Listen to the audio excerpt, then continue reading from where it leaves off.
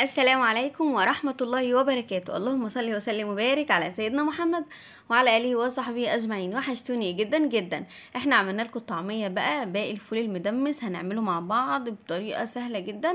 أول حاجة أنا معايا الفول ده، أنا بليته من بالليل يعني ليلة كاملة في مية كتير، يعني بحيث ان الحباية تتضاعف كده زي ما انتوا شايفين. وغليت المية بتاعتي وهنزل بقى بالفول بتاعي بعد ما غسلته كويس جدا.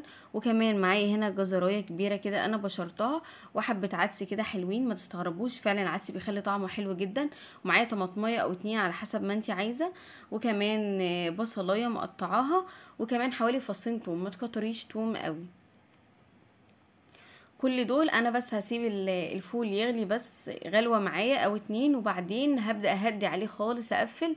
للاسف الغطا بتاع الحله هنا اتكسر مني، بس مش مشكله.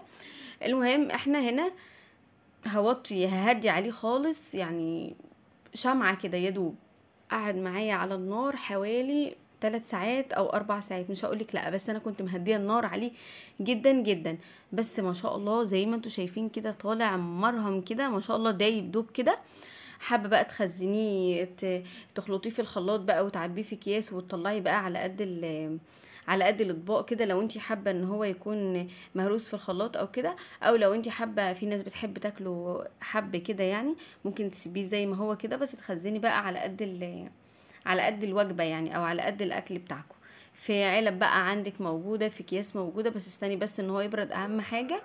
ومن غير اي توابل ومن غير اي حاجه، انت بتحط التوابل او الزيت الحار بتاعك وقت ساعتها، بس وقت ما هتاكلي بجد الف هنا وشفا على قلبكم، بجد جميل جدا. هتوحشوني جدا. السلام عليكم ورحمه الله وبركاته.